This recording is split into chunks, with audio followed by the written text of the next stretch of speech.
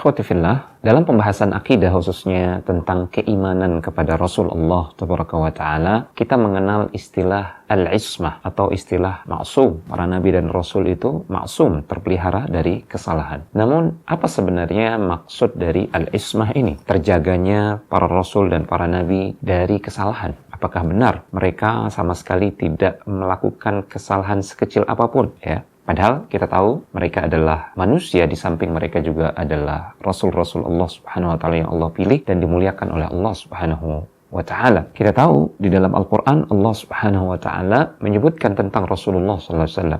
Rasulullah mengabarkan tentang dirinya, innama ana basyarum mithlukum. Sesungguhnya aku adalah manusia biasa sama seperti kalian. Ya, namun kita wajib meyakini, kalaupun para Rasul Allah atau Rasulullah SAW adalah manusia atau dari kalangan manusia, namun mereka bukanlah manusia biasa seperti kita. Mereka adalah orang-orang yang maksum. Muncul sebuah pertanyaan, jika para nabi dan rasul itu maksum, terpelihara dari kesalahan, lantas apa istimewanya mereka ketika mereka melakukan kebaikan atau tidak melakukan kesalahan? Karena mereka maksum, ya wajar-wajar saja mereka tidak melakukan kesalahan. Mungkin ada yang bertanya seperti itu. Khotifillah, pertama kita harus memahami apa yang dimaksud dengan al-ismah atau kemaksuman para nabi dan Rasul. Para ulama menjelaskan kemaksuman yang dimiliki oleh seorang Rasul, pertama, mereka terpelihara dari salah dalam menyampaikan wahyu Allah Subhanahu wa Ta'ala. Ini mustahil terjadi. Mustahil ketika Allah Subhanahu wa Ta'ala misalkan menurunkan Al-Quran kepada Jibril, kemudian Jibril menyampaikannya kepada Nabi Muhammad SAW, kemudian lantas Nabi Muhammad salah dalam mengucapkannya atau menyampaikannya kepada umat. Ini mustahil. Rasulullah maksum dalam masalah ini, terpelihara dari kesalahan menyampaikan wahyu Allah Subhanahu wa Ta'ala.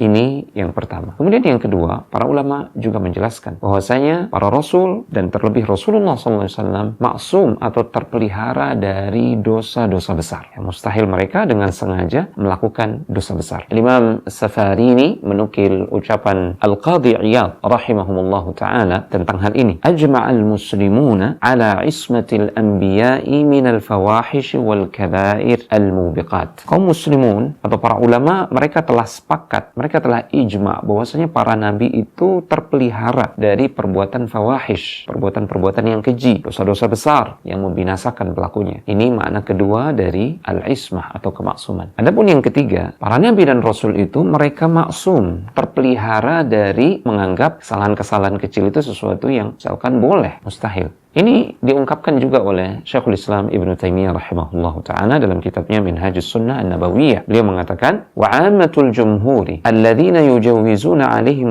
الصَّغَائِرِ يَقُولُونَ إِنَّهُمْ مَعْصُومُونَ مِنَ الْإِقْرَارِ عَلَيْهَا. Ya, mayoritas para ulama yang mengatakan para nabi boleh jadi melakukan kekeliruan yang sifatnya kecil atau saghair. Namun, mereka mengatakan para nabi dan rasul itu maksum. Artinya, ketika seorang nabi atau rasul melakukan kekeliruan misalkan, maka segera Allah Subhanahu wa Ta'ala akan memberikan teguran dan mereka segera kembali bertaubat. Sebagaimana kisah Dhunnun, Yunus bin Matta alaihi salam, kita tahu beliau disebutkan di dalam Al-Quran melakukan kesalahan, telah berdakwah kepada kaumnya dan kaumnya tidak mau beriman, maka beliau pun marah. Beliau meninggalkan kaumnya sebelum mendapatkan izin dari Allah Subhanahu wa Ta'ala. Lantas beliau mendapatkan teguran dari Allah Tabaraka wa Ta'ala, dan kita tahu kisahnya ketika beliau ditelan oleh ikan di dalam perut ikan, beliau menyesali kesalahan tersebut. Beliau mengatakan, La ilaha illa anta subhanaka inni kuntu minadh dhalimin. Tidak ada ilah yang berhak untuk diibadahi kecuali Engkau ya Allah. Maha suci Engkau, sungguh aku termasuk orang-orang yang telah melakukan kezaliman, melakukan kesalahan, menzalimi dirinya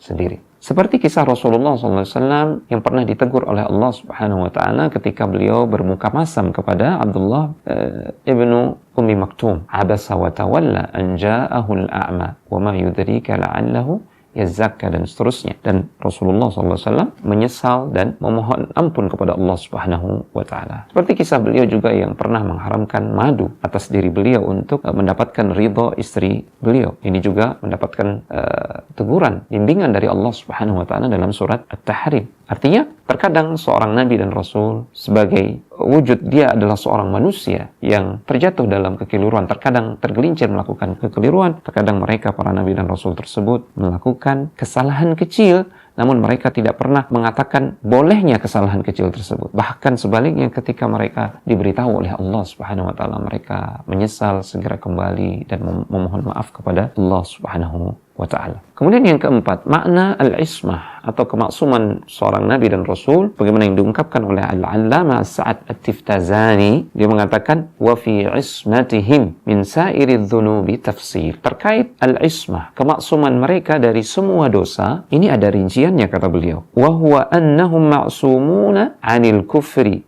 qabla al-wahyi wa ba'dihi bil ijma'. Dia menjelaskan para nabi itu terjaga dari melakukan kekufuran bahkan sebelum mereka diangkat menjadi rasul atau nabi. Mereka dipelihara oleh Allah Subhanahu wa taala dari melakukan kekufuran. Dan kita tahu sangat masyhur kisah Rasulullah SAW ketika beliau tawaf di sekeliling Ka'bah, yang ketika itu di sekeliling Ka'bah ada 300-an atau bahkan 360 berhala. Ketika itu beliau ditemani oleh Zaid bin Harithah. Disebutkan bahwasanya ketika Zaid bin Harithah mengusap salah satu berhala yang ada di Ka'bah tersebut, Rasulullah menegurnya, dan Rasulullah SAW sama sekali tidak pernah menyentuh berhala, apalagi mengagungkan berhala. Dan itu sebelum beliau diangkat menjadi nabi dan rasul. Ini salah satu makna kemaksuman seorang rasul. Kemudian al-ismah atau kemaksuman seorang rasul juga bermakna mereka terpelihara dari sengaja melakukan dosa besar. Allah memelihara mereka, mustahil mereka melakukan hal tersebut dengan sengaja. Dengan demikian, kesimpulannya, makna al-ismah atau kemaksuman seorang rasul bukan berarti mereka mustahil melakukan kekeliruan-kekeliruan, terutama yang sifatnya kecil, ya. Tadi kita sudah jelaskan, mereka itu mustahil sengaja melakukan kekeliruan besar atau dosa besar. Mustahil mereka melakukan kekufuran bahkan sebelum mereka diangkat menjadi nabi dan rasul. Mustahil mereka salah dalam menyampaikan wahyu Allah Subhanahu wa taala. Adapun terkait kesalahan-kesalahan kecil, maka sebagai manusia terkadang mereka melakukannya, namun mereka tidak pernah menghalalkannya. Dan ketika Allah Subhanahu wa ta'ala menegur mereka, mereka segera kembali memohon maaf kepada Allah Subhanahu wa ta'ala dan tidak melakukannya kembali. Dan para nabi dan rasul ketika melakukan ketaatan, mereka melakukan ketaatan dengan tekad, niat, dengan kehendak mereka dan pilihan mereka. Ini yang menjadikan seseorang itu ketika melakukan amal ibadah, mereka terpuji, mereka mendapatkan pahala, adalah ketika mereka melakukannya dengan niat, dengan pilihan atau kehendak hati mereka. Berbeda dengan seseorang yang misalkan melakukan kebaikan tanpa niat, bahkan ada orang yang terpaksa melakukan kebaikan, maka orang yang seperti itu, dia tidak layak mendapatkan pujian dan pahala. Orang yang layak mendapatkan pujian dan pahala adalah orang yang melakukan kebaikan karena pilihan hatinya, karena kehendak hatinya. Dan orang yang meninggalkan hawa nafsu serta kemaksiatan juga karena pilihan hatinya. Dan ini ada pada seluruh nabi dan rasul. Dan inilah yang menjadikan mereka terpuji dan mendapatkan kedudukan yang mulia di sisi Allah Subhanahu wa ta'ala, melebihi kedudukan manusia biasa lainnya. Di samping Allah sudah memilih mereka, dan Allah Maha tahu siapa hamba-hamba yang berhak dipilih oleh Allah Subhanahu wa ta'ala untuk diberikan anugerahnya.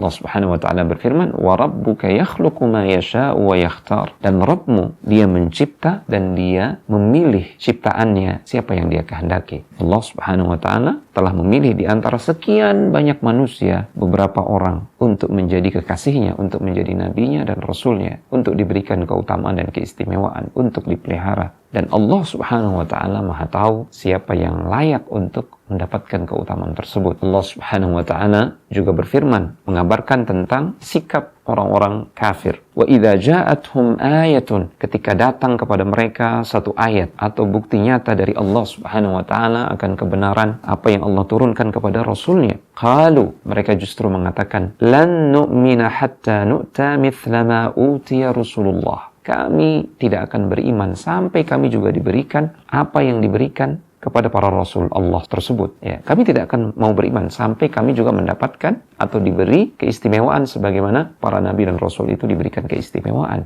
Lalu apa jawaban Allah Subhanahu wa ta'ala? Allahu a'lamu haitsu yaj'alu risalatah. Sesungguhnya Allah Subhanahu wa ta'ala dialah yang paling tahu, yang maha tahu di mana Allah Subhanahu wa ta'ala akan meletakkan risalahnya, anugerah nubuwahnya, di mana Allah Subhanahu wa Ta'ala akan meletakkan anugerah kenabian dan kerasulan kepada hamba-hambanya. Mereka mendapatkan derajat yang tinggi itu juga karena Allah mengetahui isi hati mereka. Allah mengetahui bahwasanya mereka layak mengemban anugerah kerasulan dan kenabian tersebut. Di samping juga ibadah mereka yang luar biasa, yang mustahil bisa ditandingi oleh kita. Belum lagi kalau kita berbicara tentang keilmuan mereka tentang Allah Subhanahu wa Ta'ala, amalan hati mereka, betapa mereka sangat khasyah, sangat takut kepada Allah Tabaraka wa Ta'ala, sangat cinta kepada Allah Subhanahu wa Ta'ala. Manusia yang paling mencintai dan takut kepada Allah adalah Rasulullah SAW. Beliau sendiri mengatakan, "Ana a'lamukum billahi wa akhsyakum lah wa atqakum lah." Aku adalah orang yang paling tahu tentang Allah Subhanahu wa Ta'ala. Aku yang paling takut kepadanya di antara kalian, dan aku yang paling bertakwa kepadanya di antara kalian. Belum lagi kalau kita